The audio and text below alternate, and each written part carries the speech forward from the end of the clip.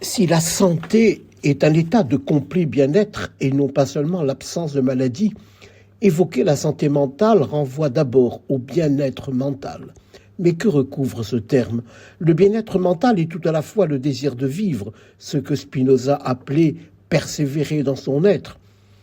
Il est le goût de la vie dans ses composantes rationnelles, émotionnelles, hédoniques. Il est l'adaptation aux réalités de son environnement familial et social.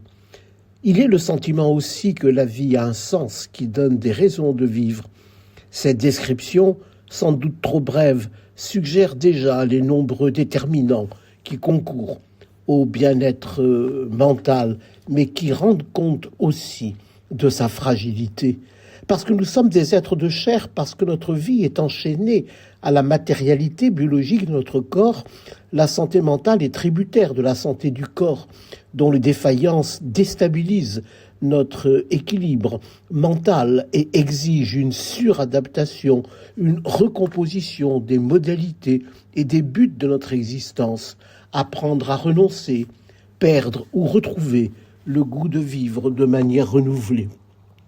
Parce que nous sommes des êtres de chair, la santé mentale est tributaire de la santé de notre cerveau, médiateur entre nous et le monde, mais aussi entre nous et nous.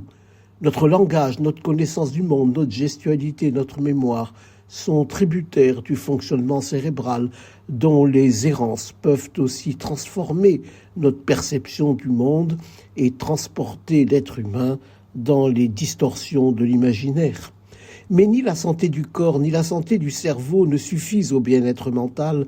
L'être humain ne peut préserver un sentiment de bien-être qu'en lien, qu'en liaison avec d'autres êtres humains. Quand Aristote écrivait que l'être humain est par nature sociable, il voulait déjà dire qu'il n'y a pas d'humain possible qui ne soit d'abord reconnu par autre que soi. Depuis la nuit des temps, l'être humain n'a pu survivre qu'au sein d'un groupe de taille variable, un groupe qui permet sa sécurité, qui compose son identité, qui donne un sentiment d'appartenance et au sein duquel il acquiert une fonction, une mission, un statut. En évoquant la sociabilité de l'homme, Kant signifiait que les tensions, les conflits demeurent et s'inscrivent dans la sociabilité dont elles n'expriment que des déséquilibres qui appellent à des recompositions relationnelles. On conçoit alors l'impérieux devoir d'une société qui est de faire corps avec ses membres. C'est ce que la mode appelle une société inclusive. Or, le lien social est menacé de bien des manières. Il est menacé dans la longue période de la jeunesse, dans cette longue période de conquête de l'indépendance, qui est précisément la reconnaissance de la place à acquérir dans la société.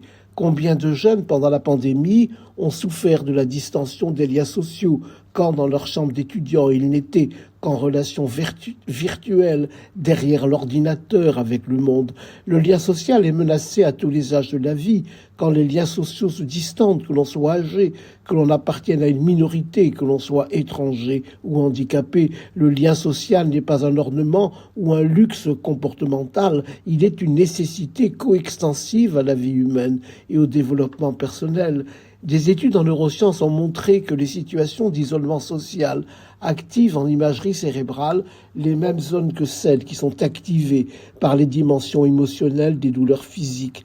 L'isolement social est enfoui dans nos racines biologiques, cause de souffrance comme peuvent l'être des douleurs physiques. Bien des dépressions, mais aussi des révoltes, expriment la souffrance sociale de l'isolement, la détresse existentielle qui compromet le bien-être, la santé mentale. Le bien-être mental requiert le sentiment d'appartenance qui permet de se sentir proche d'autres êtres humains. Et c'est ainsi que cet autre, vulnérable car isolé, peut se sentir reconnu et considéré. Une société inclusive est une société attentive à ne laisser aucun de ses membres relégué dans ses marges, à la limite de l'invisibilité. Concourir au bien-être mental est une nécessité éthique, collective et personnelle qui ne doit pas viser le plus grand bien pour le plus grand nombre, mais qui doit viser le bien commun, ce bien dont personne ne devrait être exclu.